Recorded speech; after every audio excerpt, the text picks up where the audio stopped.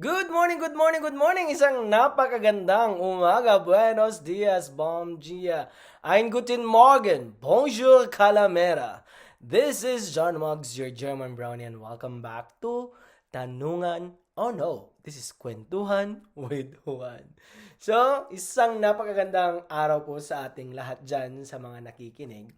To my friends and followers who don't speak Tagalog, I'm so sorry, but for this time, for this video, I will be speaking in Tagalog muna, no? So sa mga nakarang araw, I've been receiving messages or questions regarding um, the possibility of working here in Germany, particularly as a nurse. Um, some of the people messaging me were also like, I think they're already here in Germany, but a lot are still in the Philippines, asking questions such as, hey, how to, paano ba mag-apply papuntang Germany? Pangalawa, they're also asking, is it worth it? Is it a good deal? Excuse me. Hindi po tayo corona positive. Is it a good decision to work as a Filipino nurse in Germany?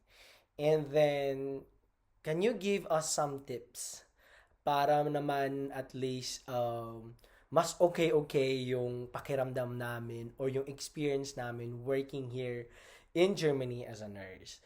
Okay, just a disclaimer, I am not a nurse, okay? But I work in the nursing industry. I work in one of the biggest hospital chains here in Germany, working as an integration officer. So, what do I work or what do I do as an integration officer? I I help international nurses basically to have a nice experience working here abroad. And when I say nice, that could be bureaucratic wise, pwede ring personal, pwede ring professional. And basically, that's what I do. And prior to my work, I have been already working in an intercultural environment, working with different people from across the world. So basically, in my humble opinion, I have experienced different mentalities, different work culture from different people across the world. And in this video, I will try to give tips, to give tips sa mga aspiring nurses or at sa mga nurses, Filipino nurses na nandito na sa Germany na gustong maging successful. Okay, when I say successful, masaya, healthy physically and mentally sa work, and also healthy financially, and successful in a sense na he or she can do anything what he or she wants, and just basically enjoying life na hindi na feel guilty or hindi na depressed. Okay? Also, I want to address questions like, paano ko ba malalaman na that's the right place for me to work? Okay? Is Germany really for me? So I will tackle these topics in this video. So I hope this video will at least help you man lang to decide, kung hindi ka pa nakakapag-decide, kung Germany ba talaga ay para sa'yo. At saka sa mga nakikinig dito na ating mga kababayan na nandito na sa Germany at nawawala na ng pag-asa na parang gusto ko nang umuwi, gusto ko nang bumitaw, pero ayaw pa ng financial commitments mo. No? I will try to provide you or share to you my insight or my perspective on these on this on this matter. Okay. So, maybe let's start with the question. Is Germany for me? You know? Um, Worth it ba, John, na pumunta ng Germany as as a Filipino nurse? Okay? So, first and foremost, I always tell my friends, you'll never know until you try. Okay? Hindi mo yan malalaman, hindi natin malalaman kung Germany ba ay para sa atin o hindi. Kung hindi natin sinubukan. Okay? Maybe may mga nakikita at nababasa tayong mga comments or napagsasabihan tayo ng mga kamag-anak o mga kaibigan o mga former colleagues natin na stay there because Germany uh, is such ano ba tawag dyan? The German language and the German culture are just pain in the, the thing is, their experience may have been, pangit, di ba? Malay mo, yung experience mo maging iba. Malay mo yung colleagues mo, iba sa mga colleagues nila. Or mentality mo, iba sa mentality nila. Yung personality mo is iba sa personality nila. So, you will never know if ito nga ang bansang para sa iyo o hindi. If working as a nurse in Germany is your destiny or not until you try. Okay? Syempre, like what I've said, no? Some maybe have experienced bad experiences. And I feel bad for them. I feel sorry for our kababayans naka-experience ng hindi kagandahan sa Germany. I've been living in Germany for 10 years this coming Thursday. And so far, wala akong masasabi na bad experience dito sa Germany. Maybe swerte lang ako. Maybe matapang lang ako. Or maybe makapal lang talaga yung mukha ko. Or maybe siguro may pagkabatoy yung puso ko. So, hindi ako masyadong nasasaktan. But, for those, again, naka-experience ng masasamang experience working here, I'm so sorry na ganyan yung naranasan niyo. I mean, okay, it's not my fault. I should not be apologizing. I should not be saying sorry. But, alam ko naman na pumunta tayo dito to earn money for our families, to be able to support our families back home. Tapos ganyan pa nangyayari, di ba? So, I feel you guys, I understand, your sentiments. But sa mga gustong pumunta dito, do not base your decision sa mga experience ng ibang nurses. Because, for example, in the hospital where I work, I would say, I am confident to say, na majority of our colleagues, I would say siguro almost 90%, the satisfaction rate there is okay lang. Hindi na naging confident. I mean, most of the people that I have talked to, colleagues from Philippines, from Iran, I'm so sorry, from Egypt, India,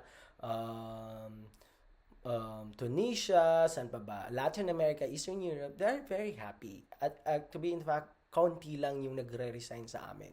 Unless kailangang umalis papuntang Canada or US dahil kukunin na ng kanilang mga asawa. But anyway, back to the topic. What I'm trying to say is that may maraming mga Pilipino ang magagandang experience dito. At may marami rin na hindi how do you call that? Hindi sinampalad, no? Sa kasamaang palad, hindi kagandahan yung experience. And my point is, maybe you can use their experience as your compass, as your guide, but do not base or do not make a decision based on what you've heard. No? Kasi nga, iba-iba tayo ng experience, right? So, malay mo, pagdating mo dito, mababait na ang lahat. Di ba? Malay mo, pagdating mo dito, makapal na yung mukha mo. Hindi ka na mahihain. Malay mo, pagdating mo dito, bato na yung, ano mo, bato na yung puso mo. So, hindi ka na basta-basta natitibag. Di ba? So, yes, try. Try if you have time. Try if you have resources. Try if you are courageous enough. No? Try kung hindi naman nakasanla yung hasyenda ninyo na kailangan mong tubusin, di ba? Just try. Again, you will never know until you try. Okay? And if ever you tried and you are here and still you're sad or what, message me. Usap tayo. Maybe I can help, you know. And ang pag nandito ka na, of course, mag-a-adjust ka. And that leads me to my next topic. Paano ba makapag-adjust ng mabilis? Or how can I survive working in Germany? Or dyan, anong mga tips yung pwede mong ibigay? Okay? Okay. I always believe na I don't know, I'm almost convinced. I'm almost convinced na ang Filipino tawag nito uh, ang Filipino culture or yung mga traits ng mga Pilipino medyo hindi swak sa German society or sa Germany. Okay? Why? Why am I saying this? Okay, disclaimer rin naman kasi baka mababash ako mamaya. Why are you generalizing ng mga Pilipino? Mayroon pa naman akong kaibigan dito na ayaw na generalize ko mga Pilipino. Paring miel, hello. Anyway, based on my observation kasi, okay, our culture is hindi ganong kaswak sa German culture. Why? Because one, Germans are very straightforward. I think na-mention na to several times sa German classes ninyo, orientation, sa mga klase ninyo, at saka sa own research ninyo. Ang mga Germans are straightforward, very direct. Hindi sila nagsusugarcoat. Okay? Hindi sila pabebe sa kanilang communication. Okay? On the other hand, we Filipinos are used to, you know, pasikot-sikot na mga kwentuhan or mga comments na sugar-coated because we don't want to offend people, di ba? Because we don't want to burn bridges dahil siguro ayaw natin na magka-conflict. So, yan yung isa. Yan yung isa na nakikita ko. No? Direct sila, tayo hindi. Okay? Germans are individualistic. Filipinos are coming from a collective society. And what do I mean by that? Dito kasi, self-ständig. Diba? Once you are recognized nurse or examinative Pflegekraft, papasok sa utak nila, okay, she is a recognized nurse. She has experiences. So, malamang, kaya na niya to. Diba? Kasi nursing Yeah? 10 years sa Saudi. 5 years sa Libya. Kaya niya yan. Diba? So, a lot of hospitals or local nurses would think na, okay, pwede ko na silang ayahan. Unless your colleagues were, tawag nito, dumaan sila sa workshops or mga trainings about intercultural communication, dialogue, and whatsoever, which I do sa hospital namin, sa mga local nurses. And then, I inform them that, hey, okay, mga recognized to sila, okay? May experience to sila sa abroad, but still, there are big differences. So, I'm asking for your patience, no? So, yan ginagawa ko. So, at some point, naiintindihan naman iba. But yan nga, individualistic society na alam nila na examinierte ka na, kaya mo na yan. Whereas, us, collective society, Filipinos, yan, inuubo na. Madaldal kasi eh. Collective society tayo. Yung para bang,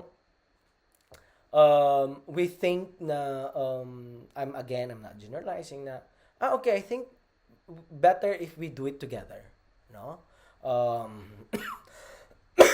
Or hintay muna kung anong sasabihin ng isa dyan. Kung ako na ba, or sa akin ba yan, or ako bang gagawa nito, o ano, no? Dito, kailangan ng initiative. It's very important to have your sense of initiative. I also tell my colleagues here, my nurses, my Filipino international nurses, na guys, once you're done with your task sa station, ask, ask ka dun. Check, hey, Mario, Mrs. Knock, it was a lady ko, da give is knock, na? Meron pa ba? Or okay na? Hindi, kung sasabihin nila, no, go, pause ka muna. Edi go. Wag yung nandun ka lang sa sulok na ano mo yan? And then, kaya marinig natin na, ayan, wala silang alam, tamad, o ano? Kasi, ano yan? Senyorito? Hindi gumagalaw ng walang utos? Alam mo yun? Kasi nasanay sila na, again, check. Okay? Tapos dito, meron pa ba? Wala na. Okay. Meron pa ba? Oo, meron pa. Okay. Go. Hindi sila naghihintay. They initiate. And maybe that's one thing that we really need to adapt. No? Also, tawag nito, malalakas yung personalidad nila. No? I mean, not all Germans, but if we compare it to the Filipino culture na, or sa mga Pilipinos, tayo soft. Marupok. Marupok tayo sensitive. Kaya pag may sinabi yung si kuliga, o si kuligin, nasaktan na. Ayun. Gusto nang umiyak. Gusto nang bumitaw. Gusto nang umuwi. Pag-check ng bank account, walang pambili ng ticket. No, just kidding. Na-hurt na, na-discouraged na, nawala ng motivation. No? I tell my nurses, filter the criticisms that you hear. Okay? There are criticisms worth digesting. There are criticisms worth analyzing. Because these criticisms are meant for you to improve. Okay? So, doon ka mag-focus mga criticisms.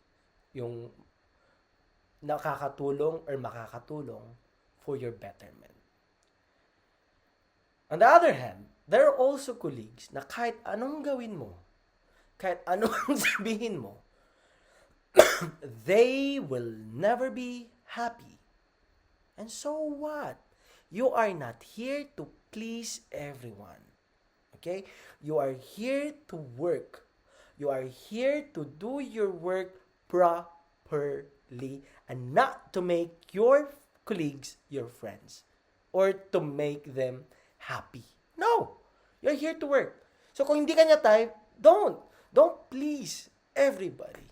Okay? I know, I understand na Filipinos are born na people pleaser. Pero no, let's stop that. So kung may maririnig ka, okay. Worthy ba tong criticisms na to? Or this particular criticism for me to digest and absorb? Or out? Okay? So, this is one thing. This is one thing that you need to learn. Otherwise, if you are sensitive, okay? I'm not saying it's not bad to be sensitive. What I'm trying to say is, if you keep yourself, or if you let yourself accept all these criticisms without filtering, it will destroy you. They will destroy you.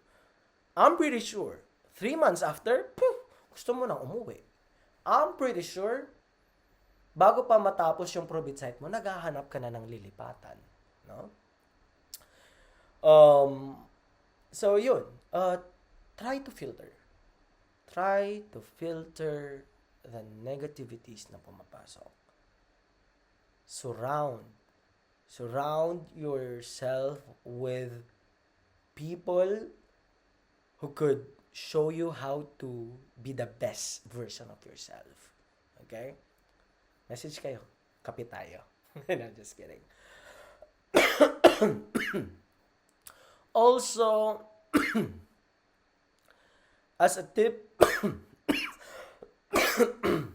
we all know that language is the main factor why we cannot perform 100%, diba?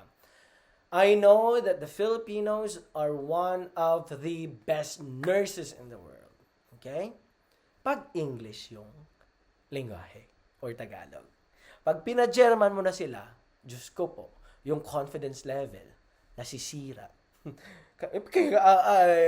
Alam naman yung ginagawa, pero dahil hindi marunong sa lingwahe, kinakabahan, wala na. Naunahan na ng takot. So, my suggestion is, learn the language by heart. Okay? Yeah, John, it's easier said than done. No! I've been reading comments like, sa Pilipinas ka na mag B1 or mag B2 kasi mas madali yung exam doon. Okay, fine. Mas madali yung exam doon. You pass the B2 certificate. Pagdating mo dito, sino mahihirapan? Tapos rereklamo ka. Di ba? Rereklamo ka ng hirap ng lingwahe. Malamang, because you chose the comfortable path. Okay? If you wanna grow personally and professionally, challenge yourself. Leave your comfort zone. Huwag ka sa Pilipinas B1 or what. I mean, of course, what I'm trying to say is not, lahat naman kasi doon nagbi-B1 o nagbi-B2. Pero pag nandito na sa Germany, yung iba gusto pang umuwi kasi gusto doon mag-B2. Kung nandun ka sa Pilipinas, seryosohin mo. Mahirap ang language na yan. Mahirap ang German language, like what I've said. B1, B2. Improve. Keep practicing. Okay? I know that we love working with our colleagues, with our Filipino, kababayan. Mas gusto natin na dapat sa isang station maraming Pinoy. No? Dapat sa hospital to maraming Pinoy. That's nice kasi it feels like home. But there's also a downside of that. Hindi mag-i-improve yung language mo. Kung sa work, kayo-kayo rin ninyo nag-uusap, pag uwi, kayo-kayo na rin ninyo mag-usap, kulang na lang yung mukha nyo magpapalit na, di ba? So, go out, okay? Leave your comfort zone, no? Lalo na yung mga nandito sa Germany na, expose yourself, guys. Expose yourself sa kultura ng mga Aliman. Expose yourself sa ibang lahi, because the world is beautiful. Especially when you have the chance to get to know the others. Okay? Your perspective about the world would change if you engage in conversations with people from different background, from different part of the globe. Yeah? You wanna grow personally, you wanna be rich personally, expose yourself. Okay? So learn the language by heart. Don't take it for granted. Kasi I've heard yung iba pasado lang sa B1 happy na. No? Gusto easy way. Pagdating dito, sinong mahihirapan? Pag ikaw nahirapan, how would you express yourself? How would you perform your job properly pag nahirapan ka sa language? Tapos, pag sinabihan ka ng feedback, masasaktan ka, iiyak ka, magrereklamo ka, uuwi ka. No? So, yes, that's it. No? Improve the language. Until now, Until now, I've been here for 10 years. My German is far from perfect. Okay? But I keep, sorry, I keep learning. I keep learning the language. For example, I have an application here. It's called Bob and then dot la. On my way to work, I randomly scroll or I randomly choose a word, words na hindi ko pa nakita or hindi ko pa nagagamit. And then I try to use that in a sentence. And pagdating ko sa office, I apply. That's how I practice it, no? Or again, I talk to people na nagje-German. Kahit marunong sila mag-English, gine-German ko sila.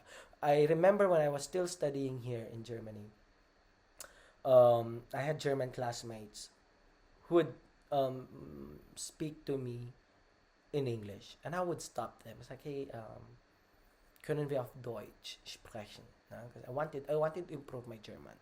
So yun yung tawag nito, nangyayari. And wait.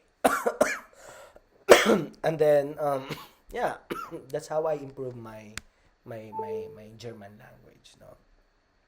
Also, tawag nito, I think I've mentioned about personality. Sa mga mahihina ang loob, sa mga ayaw na nasisigawan or ayaw na tinatarayan, sa mga madaling ma-homesick, sa mga kababayan natin na ayaw ng struggles or ayaw ng challenges, my honest, unsolicited advice, do not apply for Germany. Papahirapan nyo lang ang sarili ninyo. Okay? But if you are the otherwise, if you are willing to grow personally and professionally, if you want to leave your comfort zone, if you want, if you're open-minded, if you're flexible to unlearn and learn, then come. Apply ka. Message me. I will give you tips. I will share you some information that might be helpful sa'yo. Okay? But again, kung ikaw ay yung una kong sinabi, huwag mo nang pahirapan yung sarili mo. Yeah? Others were also asking if John should I come to Germany, US, or Australia, or Canada, or Austria. I've never been into this country, so I cannot answer that properly. But I am very happy to be living and working in Germany because of its stable political arena, because of its stable economy, and of course the social security system that I could not enjoy back home, 'di ba, sa Pilipinas. So at least dito pag magkakasakit ako, hindi ko na iisipin kung saan pa ako mangungutang pampa-opera ng ingrown ko, 'di ba? Hindi ko na yung problemahin kasi dito may insurance. Kung ako nagkasakit ng anim na linggo, I don't mind because I am at peace na may sweldo pa rin papasok 100%. And if case man nagkasakit ako ng matagalan, let's say 3 months, okay lang kasi may bayad pa rin ako kahit naka-sick leave ako. And if ever one day I want to be a parent, then I can apply as well for paternity leave, no? I can have like longer time with my kid if ever in the future I will have one. So, stuff like this. And of course, for the future of the kids, can send them to school without thinking na, oh, damn, I need to spend 40,000 USD for the education of my kid for the first 2 years. So, hindi mo na iniisipin kasi alam mo na may free yung education dito. No? So, these are just one thing na siguro I appreciate about Germany.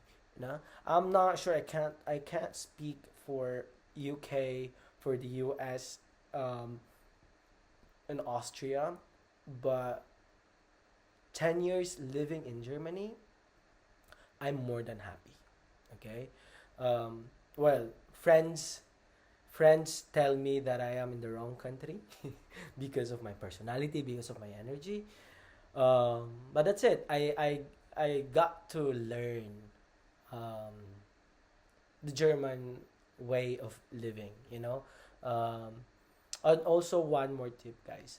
Stop Stop comparing Philippines and Germany. Stop comparing Filipino culture and Germany.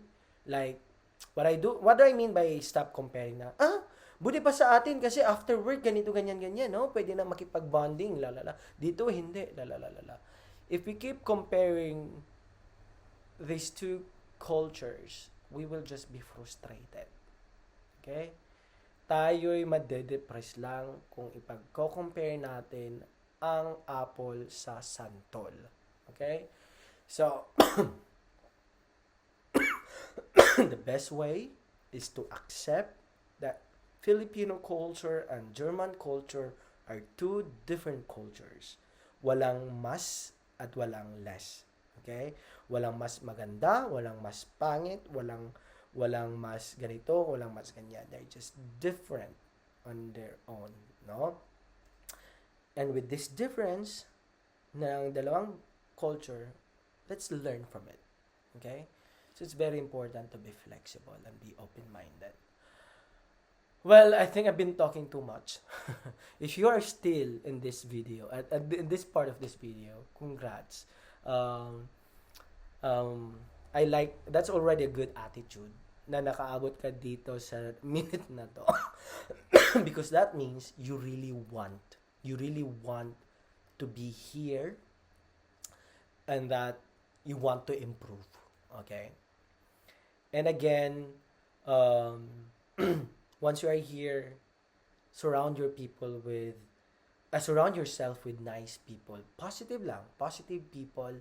People who can help you be the best version of yourself and not the opposite. Okay? Have a good support system. Not necessarily na mga Pinoy lang lahat, but why not, again, like what I've said, network, socialize. Okay? Message me. Write me. If you are in Hamburg, write me. Message me. German Brownie. Okay? So, I hope itong dialogong ito, this is not dialogo, monologue. Yeah, this monologue of mine somehow can help you, no? Can guide you to decide or to improve and to adjust here in Germany. Okay? So once again, thank you very much. Don't forget to share or subscribe, comment, and again, I mean it. Write me if you want someone to talk to. Okay? Hindi kita i-judge. Hindi rin kita pagtatawanan. I'll do my best to listen and help if I can. Okay? This is John Muggs, your German Brownie, saying, see you next time. Adios! Tschüss!